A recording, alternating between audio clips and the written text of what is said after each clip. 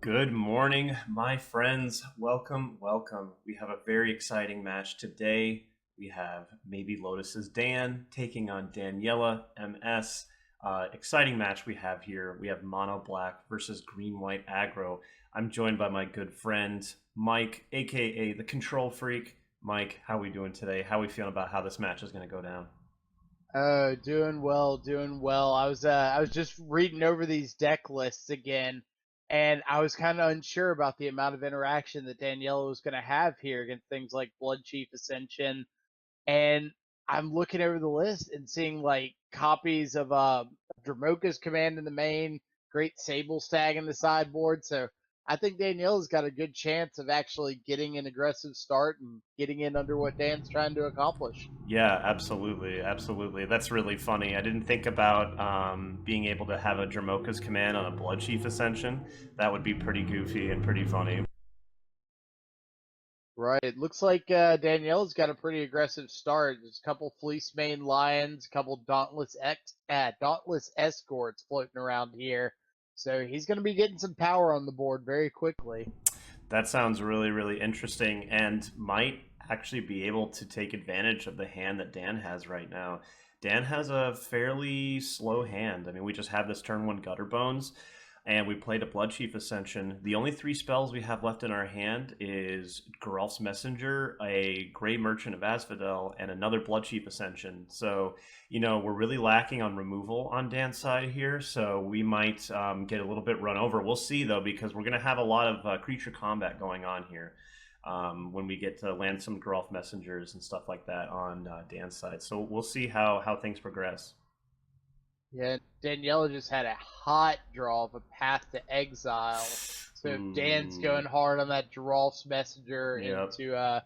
into Grey Merchant plan, that could get pretty disrupted pretty quickly. Yeah, absolutely, absolutely, and especially when a card like Geralt's Messenger does really well in blocking and in trading off with creatures. That Path to Exile is really going to mess that up big time. Right. One thing I'm really interested to see is a lot of Daniela's cards revolve around things like Dauntless Escort giving indestructible, Mm-hmm. which isn't the greatest against some of this black base removal like Defile. I'm curious to see how that plays out. Yeah, absolutely. I mean, we saw that play out against the Affinity match where, Joe brought mostly things like Welding Jar to help fight against that removal, but unfortunately didn't do much against the minus X effects that Dan kind of has a lot of in his deck. Right. Oh, looks like Daniela picked up Vivian Champion of the Wilds, standard Ooh. all star, a little bit of a card advantage engine here. Yep. But Yep. Definitely a really strong card. I mean, yeah, we have just a really, really strong curve out. I mean, we're just playing 3 mana 3/3s to the board. A little bit of limited action going on here, but it's probably going to get the job done, honestly. right. They always say if you just jam enough 3 mana 3/3s at your opponent, you got a decent chance of taking down the game. Yep, exactly, exactly. If Oko taught us anything, it's not to mess with the 3/3s of the world. So we'll see. Because unfortunately, Dan hasn't drawn much. He just drew a second Blood Chief Ascension and drew another Swamp. And Blood Chief Ascension is one of those cards that you don't want to draw just that and nothing else. You really want to be drawing it alongside your removal, because then that way, you're starting to get you're getting your activations of it, and or your triggered abilities of that Blood Chief Ascension, because all on its own it's a little bit of a dead card, especially here when we're really far behind on the board facing down all of these threats here. Right. Daniela just picked up a third copy of Fleece Mane Lion. Oh So he's boy. got two of those hanging out in hands, as well as this Vivian.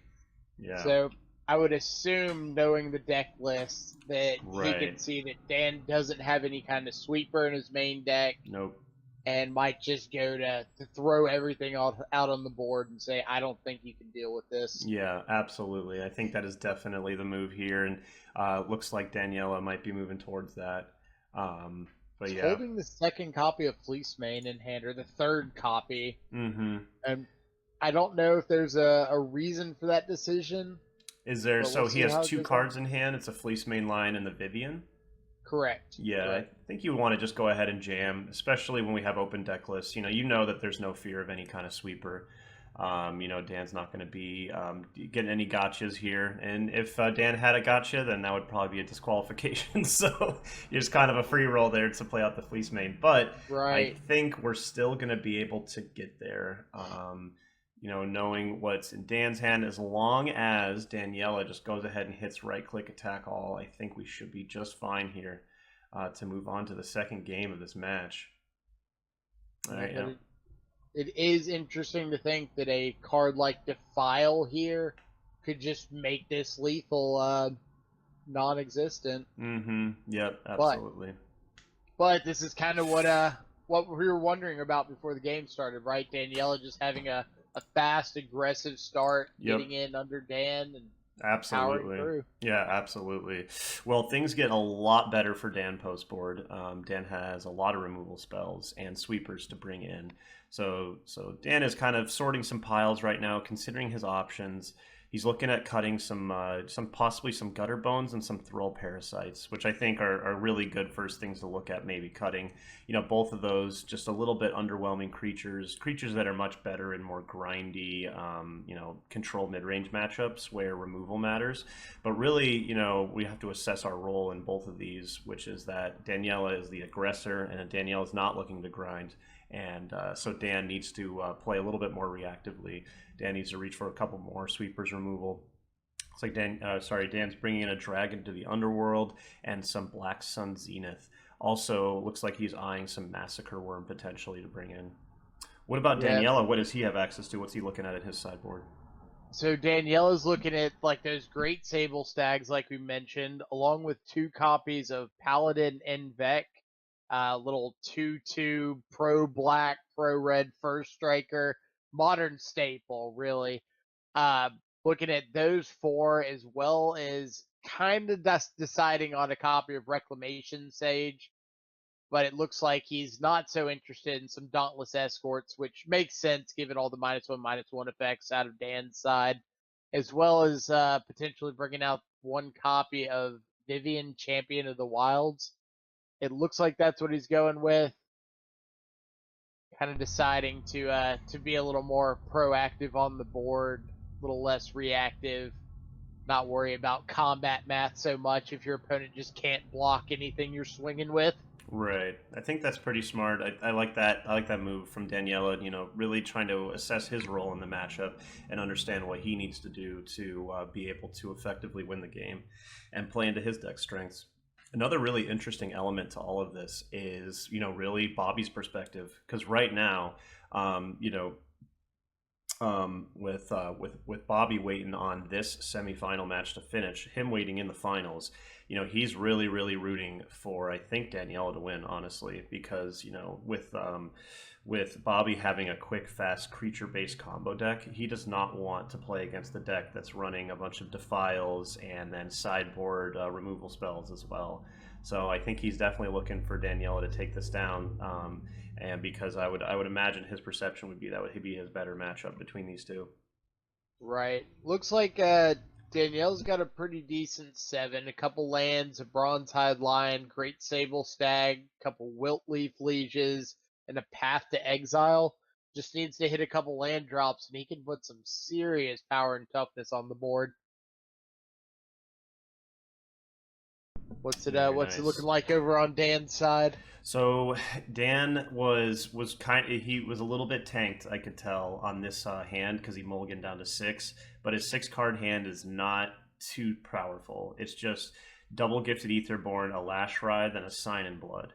And you can kind of tell an element of how Dan built his deck this time around. I mean, it's really looking like he was ready to grind, right, with a hand like this. All right, he top decks a Defile, which is really important here. I think that's going to be a big deal. But yeah, you could tell this was not exactly the hand he was looking for. He probably was looking for maybe some more removal, something like that. But his hand's starting to develop a little bit more. He picks up a Swamp and a Blood Chief Ascension off of that Sign in Blood. So he's looking to probably land some Gifted Etherborns, gum up the board for a while, and try to develop a better presence here and potentially get the Blood Chief Ascension, get that going as well. One of the potential ways that he can win this game is just slowly kind of chipping away at Daniela's life total as he controls the board. Right. Looks like Daniela's picked up a copy of Archangel Avacyn, as well as a third land Oh in my that fortified goodness. village. Whew. So and hit a couple more land drops. That Archangel would give him a great follow-up to something like a Black Sun Zenith. Absolutely. Gosh, Archangel Avacyn, one of my favorite cards of all time from Standard. I absolutely adored casting that card. That's pretty cool that we get to see it here. It is a great one. Had some fun experiences myself getting to blank some that Exert Dragon Glorybringer. Oh yeah, yeah. You flash it on the Glorybringer. Really, it just was great against opponents that had creatures that were trying to attack, basically. Right. So, yeah. All right. So one of the things that I completely failed to mention was that Bronze Hide Line gets indestructible. So Gifted Etherborn's Death Touch not doing a whole lot here, and then we get the follow up of the Great Sable Stag having Pro Black here. Gosh, kind of looking like maybe things aren't going to line up incredibly well here for Dan. He does have this one Defile in hand, and that's, I think, really, really important in this spot. But yeah, Daniela kind of doing exactly what he wanted to do, being the aggressor, being on the front foot, and playing out some, really difficult to deal with threats. Right. So Daniela does miss his fourth land drop, which means this triple Wiltleaf Liege in hand is looking a little sus Oh at my the moment. gosh. Triple Wiltleaf Liege. Oh my goodness. Well, if we ever hit the lands to cast that, it's wow. That's going to be an incredible amount of pressure applied to the board. With his mana he has, what does Daniela have able to cast right now? So he's got a Path to Exile if he does want to Hmm. start dealing with these gifted Aetherborns, and he's got a Loxodon Smiter. Okay. So either of those we could play out to the board, and I don't think we're too upset with either one. But we might see an attack here with both guys. The only Yep. downside is if Dan doesn't block here, then you are looking at two gifted Aetherborn swinging on the backside. Right. I think Daniela's weighing whether or not he wants that to happen or not. And I think he looks like he goes ahead and goes for it. All right, we see a double block here, which I'm not sure. Double blocking wouldn't stop. Oh, I think I maybe see what's going on here. Maybe Trying he's to trying to bait and then going a defile when we go on the indestructible potentially. Let's see what Dan's got in mind here. Okay, nice, nice. I think I see. Okay, cool. So I think Dan was just trying to bait out, trying to get Daniela to tap down his mana. I think actually probably the best thing Dan could have done here. That's because Dan's saying this like basically like, hey, like I don't think I can deal with more creatures applied to the board. So I should probably try to figure out a way to make it so that I don't have more things to have to deal with. I can kind of maybe get further ahead on board, try to draw into some more gas, stuff like that. So I think a pretty heads up play there by Dan, trying to just get Daniela just to tap out, use his mana, and then try to get up ahead on board. right. And I really like the indestructible activation out of Daniela. I don't know if he needed to go so aggressive as proactively pathing. Right. I think just taking the kill of the gifted Aetherborn would have been fine, Yep. but we'll see how this plays out. Right. Pretty cool little play here. We get to go Lash Writhe and then put it on the Gifted Aetherborn. So if we're looking to attack, which we probably should, given that Great Sable Stag has Pro Black, then we can get in there, maybe gain back some of this life, and maybe try to swing things back in our direction. I mean, yeah, we already just swung life totals from 12 to 18, so that's a big shift here. We get a pip on our Blood Chief Ascension. That's pretty cool. So maybe potentially putting something together. Unfortunately for Dan, we are completely empty-handed, and Daniela's clearly got some big bombs in the wings waiting for us. Yeah, this great Sable Stag's going to be able to stand in front of the gifted Aetherborn as long as he needs to, but Daniela does have to hit some land drops and get some of these cards out of hand so we can hopefully apply some pressure. Yeah. Ooh, unfortunately for Dan, we just ripped the basic swamp. So, really unfortunate. Both games not really showing the full power of what Dan's deck is capable of. Dan has built this really cool deck, this mono black deck that kind of, when it comes together, is really more powerful than its individual parts. And unfortunately, it's kind of looking like the deck not everything kind of clicking all at once right now, which is really unfortunate. Right. So Daniela picks up the 5th land, so we're gonna start unlocking these Archangel Avacyn and Wiltleaf Lieges. Ooh, that Wiltleaf Liege is huge here. I mean, we just got a gigantic army, but it's an interesting little standoff. It's hard to say what exactly needs to happen to kind of break this standoff from happening, because on Dan's side, we just somehow have to find a way to answer that Great Sable Stag, which I don't know if we do have an answer to it. I'm looking through the deck list, and I'm not exactly sure what would answer that card. I don't think anything. Did Dan bring in the Black Sun Zeniths? He did bring in the Black Sun Zeniths, yes. I think that's about the only way he's gonna have. Right. And if we're at 4 power, well, yes, we'd have to hit 4 power to kill the Wiltleaf Liege anyway. So yeah, we would have to get it for 4. So we got 1, 2. Let me see. Is it just black X? It is black X. So Correct. we need 6 mana to be able to wipe the board. Well, if we find that Black Sun Zenith, that's going to be an absolutely insane top deck, and would most certainly kind of blow things open. And God, it's so brutal. Of course, we just top deck another swamp here on Dan's side. That's pretty rough. I think this needed to be something, because now what gets to happen is I'm assuming Danielle is going to flash in that Archangel Avacyn, and the Archangel Avacyn is then going to come down as a 5/6 with Vigilance because of Wiltleaf Liege. And so that's just going to be a very, very fast clock, a lot of pressure. Or not a 5/6, a 5/5, excuse me. But still, that's going to be pretty tough. That is going to look at ending the game pretty quickly. Yeah, absolutely. Especially because are we going to see another Wiltleaf Liege hit the battlefield? Okay, Dried Militant. Fair enough. I think we're gonna see a Wiltleaf Liege as well. Oh yeah. Oh, that just means, well, I guess we can still pay for the Black Sun Zenith, but my goodness, this is just too much.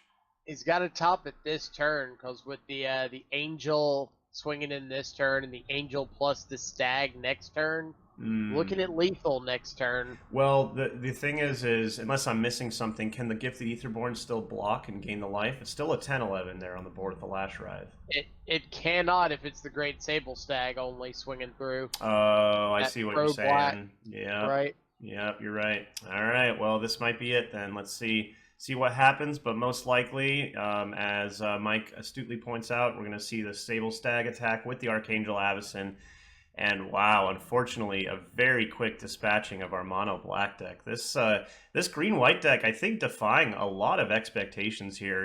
Especially defying the expectation that it would ever beat Living End, and that was a really fun match to watch. But now again, kind of, I would argue, at least on paper, looked like not the favored deck, but has really shown it has very powerful tools in this matchup.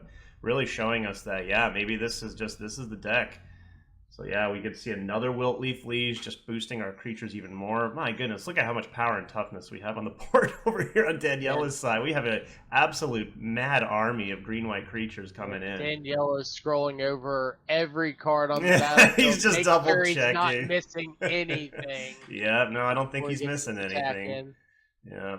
So yeah, wow, just absolute dominant performance here with the green-white deck. Really unfortunate. Well, really well played to both sides, and huge congratulations for making it to the semis for both, but also huge congratulations to Daniela making it all the way to our finals of our 5-Ticks Modern tournament. Really exciting stuff. Absolutely. Well played by both of our players. Looking forward to seeing Danielle in the next round.